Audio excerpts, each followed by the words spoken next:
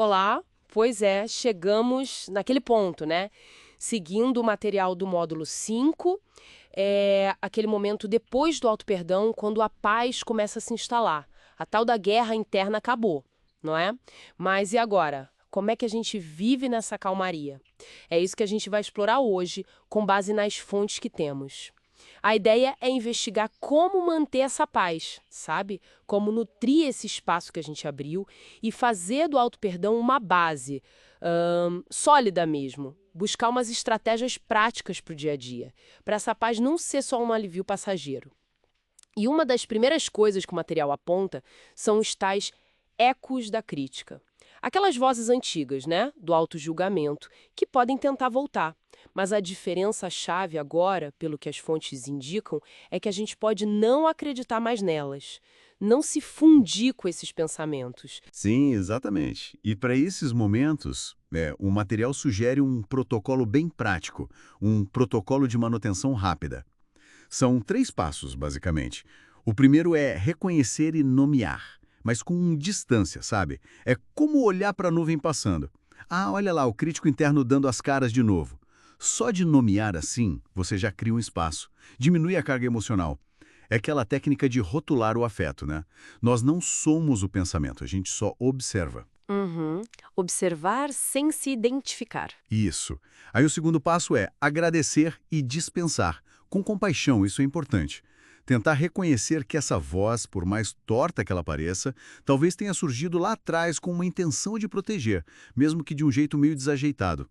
Então é como dizer internamente: olha, obrigado por tentar ajudar, mas agora eu escolho a compaixão. Isso meio que desarma a briga interna, né? Sim, tira a força da crítica. Exato.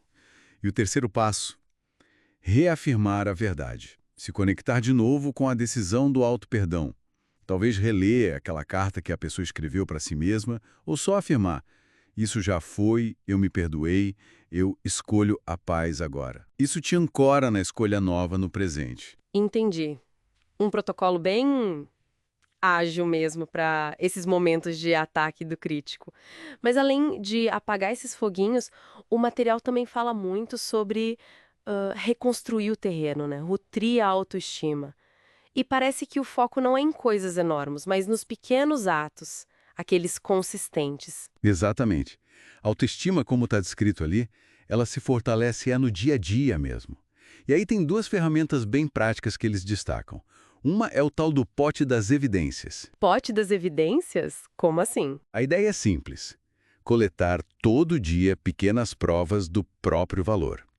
Pode ser um ato de gentileza que você fez, um momento que conseguiu ter disciplina, ou quando foi honesto numa situação difícil. Coisas pequenas mesmo. Anotar isso. Num caderno, no celular, onde for. Funciona quase como um antídoto para o viés negativo que o crítico adora, sabe? Você cria um registro concreto de qualidades, de esforços. É tangível. Que interessante, mas no começo não pode parecer meio forçado ficar caçando essas provas?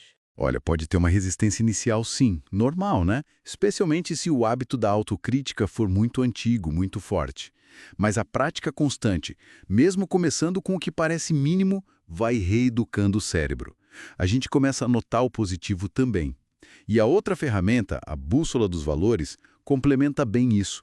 A ideia é identificar uns 3 a 5 valores que são centrais para a pessoa, tipo honestidade, coragem, conexão, sei lá. Uhum. E se perguntar todo dia qual pequena ação hoje pode honrar um desses valores.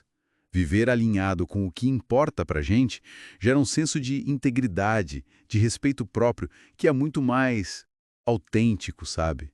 Menos dependente do que os outros pensam. Faz todo sentido. Construir de dentro para fora, né? Exato. Alinhando o que a gente faz com o que a gente valoriza. E o material ainda vai além, né? Propõe algo que parece até radical: transformar o crítico interno num aliado. Como isso funcionaria? Falar com o crítico parece tão contra-intuitivo. Essa é uma abordagem mais avançada, digamos. É a prática do diálogo compassivo. O ponto de partida é sacar que o crítico, muitas vezes, é uma parte nossa que está com medo. Medo de errar, de ser rejeitado, de não ser bom o bastante. Esses medos básicos. Entendi. Não é um inimigo porque sim. Não. Então, em vez de brigar, a prática envolve, primeiro, acolher a voz. Sem brigar, sem julgar. Ok, crítico, tô te ouvindo. Depois, investigar o medo. Tentar entender o que está por trás daquela crítica toda. Perguntar internamente. Do que você tem tanto medo? Certo. Ir na causa. Isso. E, por fim, reafirmar e acalmar. Responder a esse medo que você descobriu, mas com a perspectiva adulta, com as ferramentas que se tem hoje. Algo como, olha, eu entendo o seu medo de falhar, ser rejeitado, mas agora eu sou adulto, eu tenho outros recursos, eu sei lidar com isso. Nós estamos seguros. Não é calar o crítico, é integrar essa parte assustada. Oferecer segurança, liderança interna. Nossa, que mudança de perspectiva. Ver o crítico não como um adversário, mas como uma parte que precisa de compreensão e segurança. Isso muda toda a dinâmica interna, né? Recapitulando então as estratégias que a gente viu com base nas fontes, tem o protocolo rápido para quando o eco da crítica aparece, Para lidar na hora. o pote de evidências e a bússola dos valores para ir reconstruindo a autoestima no dia a dia de forma consistente, E isso fortalecendo por dentro. e esse diálogo compassivo, que é mais profundo para transformar a relação com o crítico. O material também cita uma prática final, os votos de autocuidado. Parece que funciona como um compromisso pessoal mesmo, né? De continuar nessa jornada, de se tratar com gentileza. Exato. E essa eu acho que é a mensagem central que fica das fontes. Manter a paz interior depois do perdão não é um destino final, é uma prática contínua. É uma escolha diária que a gente alimenta com essas ferramentas. Não é um estado parado, é dinâmico. Quem passou por essa jornada carrega menos peso, claro, mas carrega mais sabedoria para navegar o próprio mundo interno. E para fechar, acho que fica uma reflexão interessante que o material inspira. Se essa abordagem de dialogar com compaixão funciona com um crítico interno, porque a gente entende ele como uma parte com medo, será que outras vozes internas que desafiam a gente, tipo a dúvida que paralisa, a procrastinação que sempre volta, a ansiedade, será que elas também poderiam ser abordadas assim? Conversando para entender o medo por trás, em vez de só tentar lutar contra ou silenciar? Fica aí a pergunta, né? Para cada um explorar.